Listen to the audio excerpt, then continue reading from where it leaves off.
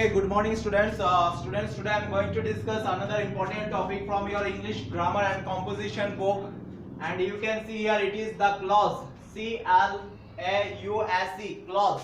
So what is it? It is the clause, clause, clause. So at first we ought to know what is clause.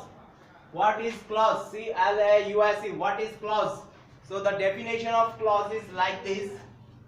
A clause is a group of words having a subject and a predicate of its own, but forming part of a sentence. So what is clause? What do we mean by clause? A clause is a group of words having a subject and a predicate of its own, but forming part of a sentence. For example, we can say, I do not know what should be done at this stage. For example, we can say, I do not know what should be done at this stage. So here I do not know, it is the principal clause. Here I do not know, it is the principal clause. And what should be done, it is the subordinate clause. What should be done, it is the subordinate clause at this stage, and it is again the principal clause. At this stage it is again the principal clause. Now go to the second one. The second example we can see here, she came home when it was still dark. She came home when it was still dark. So here she came home, it is the principal clause. She came home, it is the principal clause. When it was still dark, it is the subordinate clause. Okay.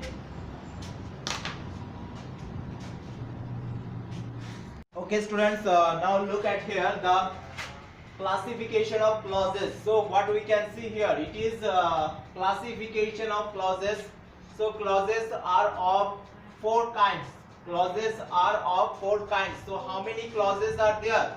There are four kinds of clauses. First, number one, it is principal clause, principal, principal clause. Second one, it is coordinate clause, coordinate, coordinate clause. Number three, it is subordinate clause, subordinate,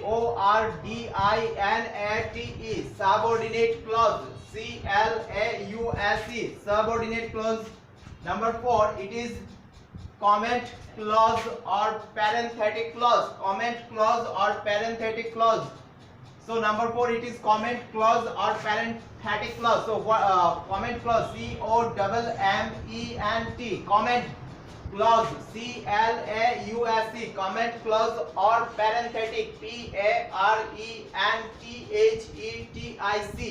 parenthetic clause. So now we will have to know one by one the definition of these four kinds of clause. So now go to the first one, it is principal clause. So what do we mean by principal clause? The definition of principal clause is like this: the clause which states the main fact. So the clause which states the main fact and on which the rest of the sentence depends is called the principal clause. For example, Anil saw that a cat was running out of the kitchen. Next example, Nalini, whom his father had sent abroad, came home last night. Now go to the second one, it is coordinate clause. So what do we mean by coordinate clause? So the definition is a clause of equal importance, to the principal clause and linked to it by coordinating conjunction like and, but, or either, or neither, nor, etc. is called a coordinate clause. It is independent in the sentence. For example, we can say the Mahabharata is an epic and it is larger than the Ramayana. Okay. Go to the second one. Second example, we can say every Indian is a patriot and he defends his motherland when invaded. So the second example is every Indian is a patriot and he defends his motherland when invaded. Now go to the number 3, third one. It is subordinate clause. SUB, subordinate. ORDINATE, subordinate clause. So what do we mean by subordinate clause? It is like this: a clause which is subordinate to the principal clause and which depends on the principal clause for subject verb agreement and meaning, and which does not bear a complete meaning without the principal clause is called the subordinate clause. For example, we do not know where he lives. Second example, the boy said that his father was ill. So these are the examples of subordinate clause.